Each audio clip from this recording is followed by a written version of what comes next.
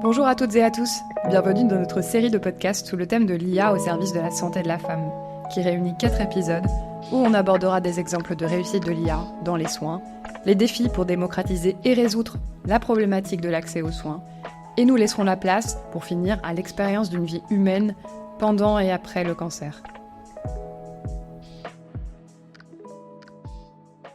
Aujourd'hui, nous présentons l'épisode « La révolution de l'IA en santé, utilité et défis à surmonter ». Pour traiter ce sujet, nous sommes en compagnie de Sabrine Heidi Knani. Sabrine, avec 2 doctorats en neurosciences et biotechnologie, vous avez dirigé des universités, vous avez été chercheuse au CNRS en neurosciences cognitives. Vous êtes cofondatrice et doyenne de la première université d'intelligence artificielle en Afrique. Actuellement CEO et cofondatrice de Womia, une start-up qui démocratise l'IA pour les professionnels de la santé. C'est au nom de toutes ces qualités que nous vous proposons d'échanger aujourd'hui pour parler de votre plateforme santé, mais plus largement des défis que relève l'IA dans le domaine de la santé de la femme. Pour commencer, Sabrine, pouvez-vous nous parler de Womia et nous expliquer comment ce projet a vu le jour ? Merci Inès, merci pour cette invitation. Alors, Womia est né d'une rencontre avec mon cofondateur. Nous sommes retrouvés sur des bancs d'université. Il était membre du board de l'université, là où j'étais doyenne, et nos passions pour la santé et la technologie se sont alignés. Donc, tous deux convaincus que l'IA est en train et va transformer en profondeur le secteur de la santé de manière radicale. Et donc, il n'a pas fallu longtemps pour me convaincre de rejoindre cette aventure. C'était en 2022. Et depuis, tous les jours, c'est vraiment une source de motivation, d'inspiration, mais aussi de travail acharné. Et nous voyons de plus en plus concrètement comment l'IA redéfinit les soins et rapproche ce futur qui relève il y a quelques années de la fiction où la technologie, la santé, l'innovation façonnent et transforment la vie des gens et sont même amenés des fois à les sauver. Donc un mot sur Womia. Womia est une start-up qui ambitionne de créer un écosystème de santé en connectant tous les acteurs, les patients, les cliniciens, les professionnels de la santé, les assureurs, mais aussi les chercheurs, les fournisseurs de solutions IA et tous les autres acteurs en orchestrant des services permettant aux IA de réellement impacter la santé des patients. Et nous visons à travers cela de lever les barrières telles que, par exemple, l'accessibilité, la résistance aux innovations, la complexité technologique, etc., mais aussi le défi d'intégration dans un contexte concret où les systèmes de santé, hôpitaux, cliniques ont leur mode de fonctionnement, que les cliniciens n'ont pas forcément l'accès et la capacité d'intégrer ces IA dans leur quotidien, dans leur activité clinique de routine. Et donc, nous voulons, à travers Womia, rendre les soins de haute qualité, de haute précision, accessibles au plus grand nombre. Est-ce que vous pouvez, pour ceux et celles qui vous écoutent, donner un cas concret d'application à travers peut-être l'un des outils de la plateforme ? On voit concrètement qu'il y a un vrai engouement autour de l'usage de l'IA dans le secteur de la santé. Il y a des cliniciens qui sont de plus en plus à l'affût de ces innovations-là. Et puis, nous, par exemple, à Womia, pour vous illustrer un cas d'application concret et réel, nous proposons un outil qui s'appelle CardioInspect, qui est une solution qui offre une évaluation prédictive personnalisée de l'âge cardiovasculaire. Et c'est une technologie qui est certifiée CE en Europe selon la nouvelle réglementation du Medical Device. Et c'est une technologie qui est validée dans de nombreuses cohortes internationales. Je cite par exemple l'étude MESA menée par l'université Johns Hopkins qui a suivi à peu près 4000 patients sur 9 ans. Et elle repose sur la mesure d'un biomarqueur de précision qui est la rigidité artérielle. Alors, pour vulgariser un peu concrètement sur le plan cardiovasculaire, les artères vieillissent, nos artères vieillissent, on a l'âge de nos artères. En vieillissant, les artères perdent leur élasticité pour devenir de moins en moins distensibles et donc de plus en plus rigides. Donc, ce vieillissement des artères s'effectue par à-coup. Ça peut être 10 ans de tabagisme, 5 ans d'obésité, 10 ans de stress, etc. Et ces facteurs vont impacter de manière très profonde la façon dont nos artères vieillissent. C'est ce qui crée une sorte de disparité entre l'âge vasculaire et l'âge calendaire, ou l'âge biologique de notre âge réel, en fait. Et ça explique pourquoi certaines personnes vieillissent mieux que d'autres, et inversement. Et donc, on repose sur ce biomarqueur-là pour calculer et offrir aux cliniciens la possibilité de calculer l'âge cardiovasculaire et le confronter à l'âge biologique du patient. Et en déterminant cet écart-là, le patient va avoir accès à cette technologie de haut niveau. Le clinicien va aussi déterminer s'il y a un risque de développer un événement cardiovasculaire dans les 10 prochaines années. Et ça change un paradigme dans la prise en charge des patients cardiovasculaires, surtout ceux qui sont à risque faible à intermédiaire, puisqu'il est possible aujourd'hui de détecter les premiers signes du vieillissement précoce artériel et d'évaluer le vrai profil de risque du patient. Et puis, de l'autre côté, c'est une approche totalement innovante qui permet de restratifier le risque cardiovasculaire. C'est aujourd'hui utilisé dans pas mal de CHU en Europe et nous sommes également en train de la proposer en Tunisie, dans des centres de prévention, dans des cliniques, des CHU aussi. Et ça donne une nouvelle approche, justement, où le patient, il est mieux pris en charge grâce à l'IA. Et ça permet également, pas uniquement au CHU et les patients qui viennent à travers le circuit santé, mais ça permet aussi, par exemple, à des entreprises qui souhaitent proposer une nouvelle manière de prendre soin de leurs collaborateurs, de l'offrir à leurs employés, à leurs collaborateurs. Et c'est une façon de dire à leurs collaborateurs, nous, on veut prendre soin de vous et en vous offrant cet accès à une technologie innovante basée sur l'IA. Dans nos échanges, j'ai vraiment été marquée par les valeurs que vous portez chez Omia. J'aimerais vraiment qu'on prenne un moment pour en parler plus largement et parler de ce défi que vous souhaitez relever à travers votre plateforme. Je ne vous ai d'ailleurs jamais posé la question sur le choix du nom de la start-up.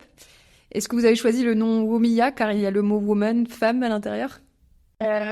Ça se pourrait. WOMIA, c'est en fait à l'origine World Medical Imaging Applications. Après, IA, ça sonnait aussi avec IA.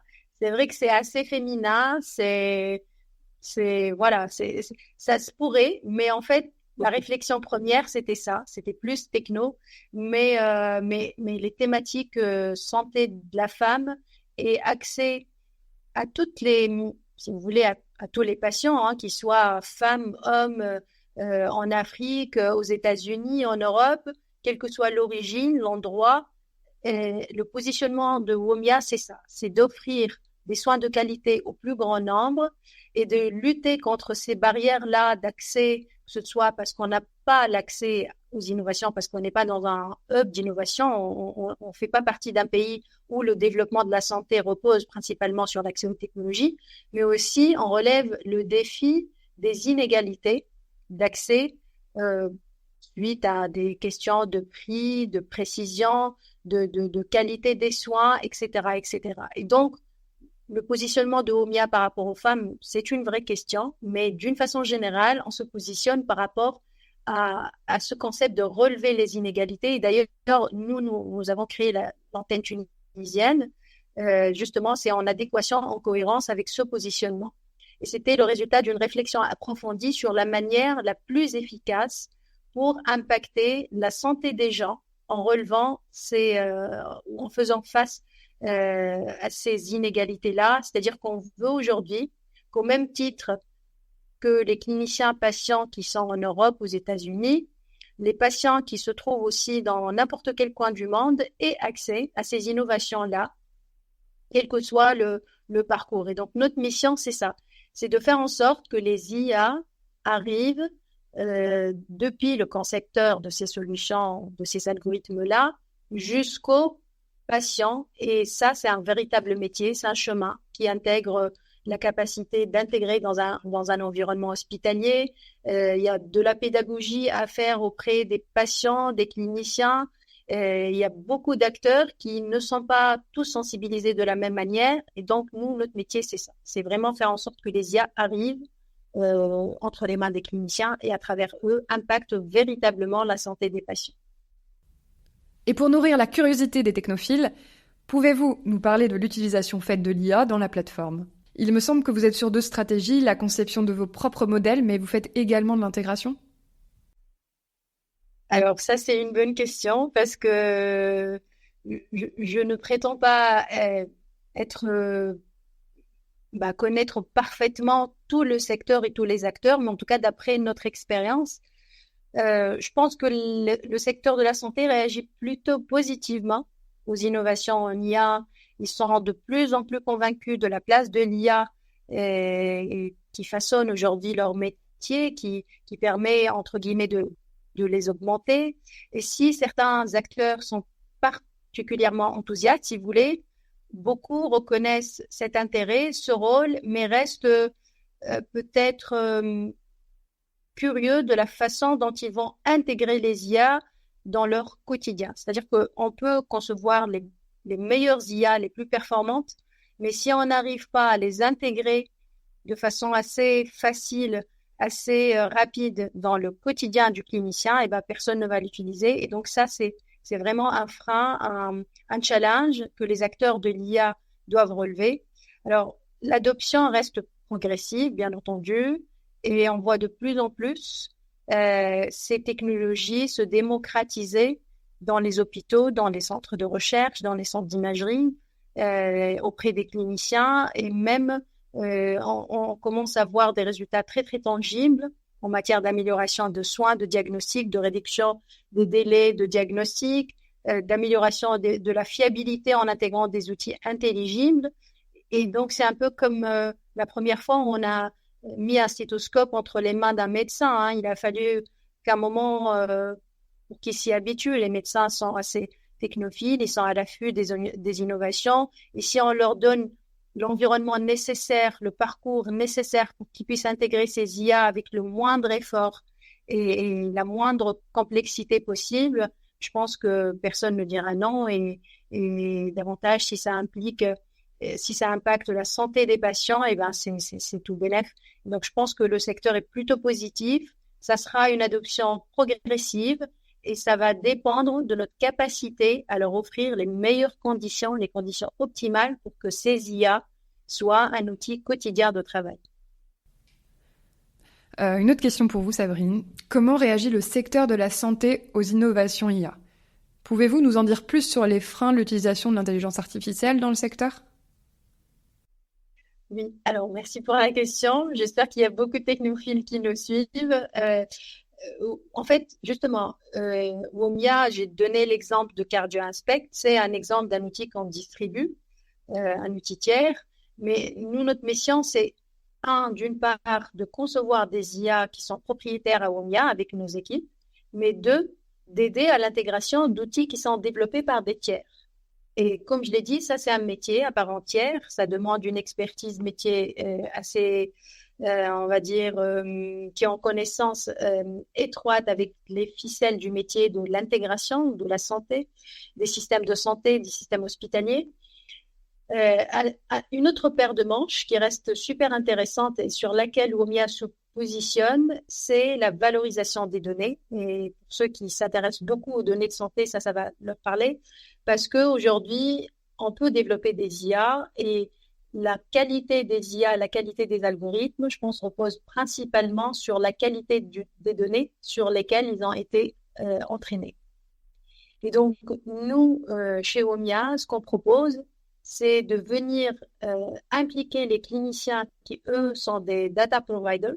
Ils fournissent des data santé, de les impliquer en tant que véritables acteurs de cette dynamique IA qui repose sur les data et la valorisation des données, en leur donnant les outils nécessaires pour que leur data, aujourd'hui on part sur les images médicales, soit exploitable de la meilleure façon auprès de ceux qui développent des IA pour que les algorithmes qu'ils conçoivent soient validés par des experts qui sont des cliniciens et qui soient en connexion parfaite avec les besoins des systèmes de santé, les besoins des cliniciens en termes d'aide diagnostic, en termes d'efficacité thérapeutique, en termes de rapidité, de fiabilité de diagnostic, etc.